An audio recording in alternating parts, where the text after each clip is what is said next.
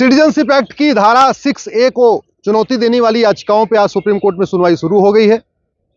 Supreme court के 5 जजों की संविधान पीठ इस मामले को सुन रही है। हमने धारा 6A को चैलेंज किया है क्योंकि ये बांग्लादेशी घुसपैठियों को असम में बसाने के लिए ही लागू की गई थी 1985 में। राजीव गांधी की सरकार ने 1985 में सिटीजनशिप एक्ट में बदलाव किया, धारा 6A जोड़ दिया और उसका मुख्य उद्देश्य था कि जो असम में बांग्लादेशी घुसपैठिए आ गए हैं उन सबको नागरिकता दे दिया जाए।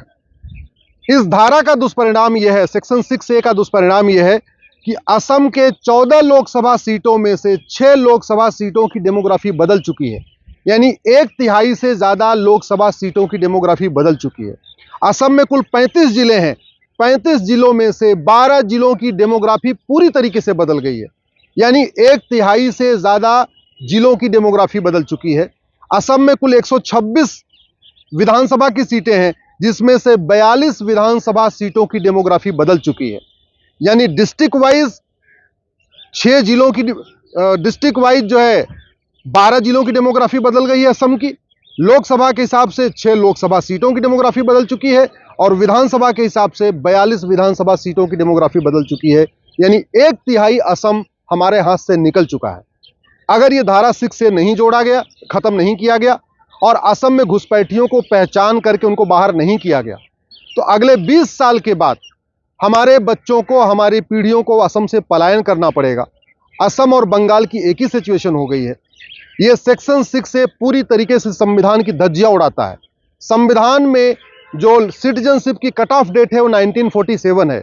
संविधान ये कहता है कि 1947 तक जो लोग भारत में आ गए हैं, जो लोग भारत में रहते हैं या पाकिस्तान से आए हैं, उन सबको नेचुरल सिटीजनशिप मिल जाएगी।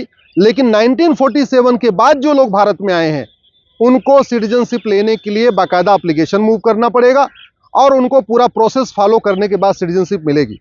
लेकिन सेक्शन 6A कहता है कि जो लोग असम में 71 तक आ चुके हैं ये सब असम के नागरिक हो जाएंगे। कहने का मतलब बांग्लादेश के एक गांव से एक आदमी असम में आया 71 में, वो तो भारत का नागरिक हो जाएगा, लेकिन दूसरा आदमी जो बंगाल में आया या यूपी में आया, बिहार में आया, वो घुसपैठिया कहलाएगा। तो ये जो धारा 6 है ये अपने आप में बहुत ही भेदभाव करने वाली है, डिस्क्रिमिनेटरी है। ये पूरी तरीके से संविधान की धज्जियां उड़ाती है। ये जो धारा 6 है ये घुसपैठियों को लीगलाइज करने के लिए, उनको सिटीजनशिप देने के लिए बनाई गई है। इस धारा 6 के कारण हमारी देश की एकता अखंडता को बहुत बड़ा खतरा है। असम की डेमोग्राफी बदल रही है। असम में जो कल्चरल, वहाँ पे असम का जो कल्चर था वो खत्म हो रहा है। असमी भाषा वहाँ खत्म हो रही है। असम के नागरिकों की जो संस्कृति वो अपनी खत्म हो रही है। पूरी तरीके से वहाँ एक पर्टिकुलर कम्युनिटी बहुत तेजी के साथ फैलती चली जा रही है। इसलिए हम सब लोगों ने सुप्रीम कोर्ट से मांग किया है कि आप धारा 6A को खत्म करिए। पूरे देश में सिटीजनशिप की एक ही कट ऑफ डेट होनी चाहिए, 1947। 1947 के बाद जो भी आया है वो अप्लाई करे, एप्लीकेशन मूव करे, उसके बाद सरकार उसको पूरा स्क्रूटनाइज करे, उसको फॉलो करे। अब ये सेक्शन 6A के कारण क्या हो रहा है कि असम में जो भी आया, चाहे वो घुसपैठिया आया, कोई जिहादी आया, कोई असम में अलग तरीके से किसी और मतलब और कोई पर्पज लेके आया, वो सब सिटीजनशिप के लिए अप्लाई कर सकते हैं, क्योंकि असम के लिए कट ऑफ डेट 71 हो गई है। पूरे देश के लिए सिटीजनशिप की कट ऑफ डेट 1947 है, 1947 है, लेकिन असम के लिए सिटीजनशिप की जो कट ऑफ डेट है वो 1971 है। और ये महापाप किया था राजीव गांधी की सरकार ने 1985 में, जब उन्होंने सेक्शन 6A को बदला था। सुप्रीम कोर्ट से हमने ये भी कहा है कि जो संविधान की भावना है, फ्रेटर्निटी, यूनिटी, नेशनल इंटीग्रेशन, ये सेक्शन 6A के कारण हमारी फ्रेटर्निटी जो है, हमारी जो यूनिटी है, हमारा जो नेशनल इंटीग्रेशन है, इसको बहुत बड़ा खतरा है।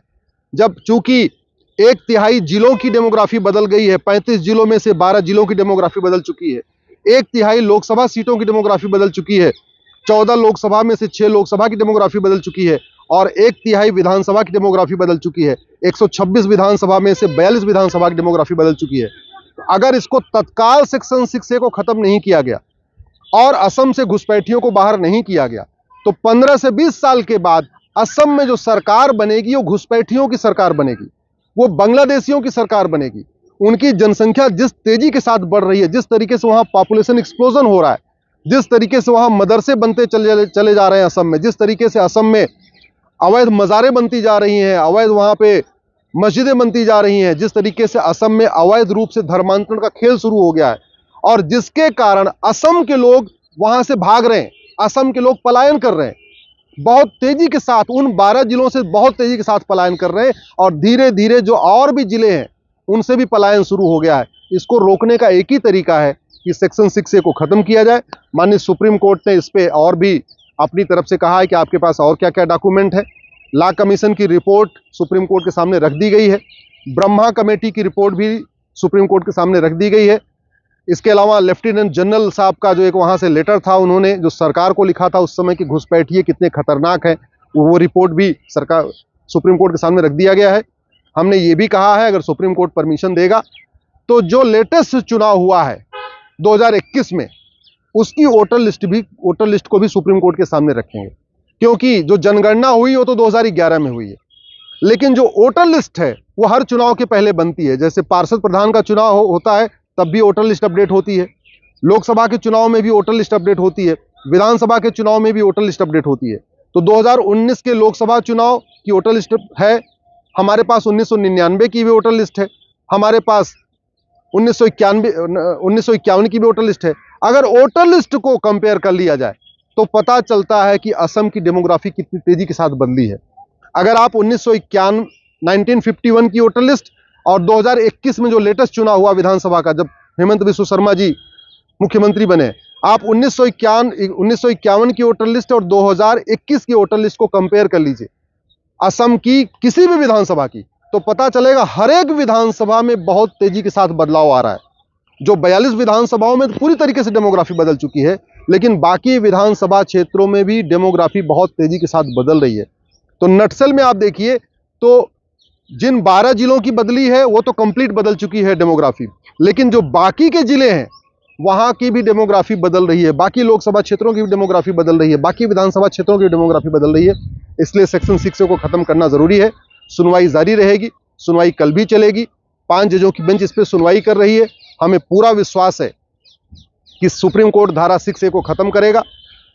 6A के समर्थन में बहुत सारी याचिकाएं आ चुकी हैं, उस पर भूतपूर्व कानून मंत्री साहब भी अपीयर हो रहे हैं। उनका ये कहना है कि नहीं, जो राजीव गांधी ने कानून धारा 6A जोड़ा था बिल्कुल सही है। बहुत सारे और भी सीनियर एडवोकेट्स अपीयर हो रहे हैं, मैं नाम नहीं लेना चाहूंगा, लेकिन आपने उनको पहले भी सुना होगा कि कैसे कैसे लोग मामलों में अपीयर करते हैं। तो लगभग 10 सीनियर एडवोकेट चाहते हैं कि सेक्शन 6A कंटिन्यू रहे। वो चाहते हैं सेक्शन 6A बना रहे, जिससे घुसपैठियों की नागरिकता बनी रहे। हमारा ये कहना है सेक्शन 6A खत्म हो, नागरिकता का जो कट ऑफ डेट है 1971 हो, 1971 के बाद जो आए हैं उनको आइडेंटिफाई किया जाए, उनको डिटेक्ट किया जाए, उनको डिटेन किया जाए और उनको असम से बाहर निकाला जाए, डिपोर्ट किया जाए। एक बार असम में एनआरसी सफल हो जाएगी तो पूरे देश में भी एनआरसी लागू करना आसान हो जाएगा। अगर ये सेक्शन 6A नहीं हटाया तो याद रखिए पूरे देश में एनआरसी सफल होना मुश्किल हो जाएगी। क्यों?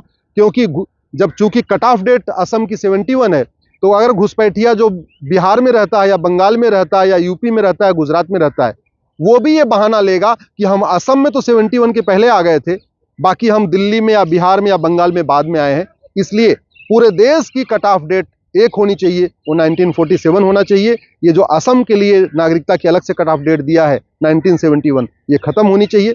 मुझे पूरा भरोसा है केंद्र सरकार हमारी याचिका का समर्थन करेगी। हेमंत बिस्व शर्मा की जो राज्य सरकार है वो भी हमारी याचिका का समर्थन करेगी और सुप्रीम कोर्ट सेक्शन 6A को खत्म करेगा, जिससे पूरे देश में असम में भी घुसपैठियों को निकालने का रास्ता साफ होगा और पूरे देश में एनआरसी लागू करने का रास्ता साफ होगा।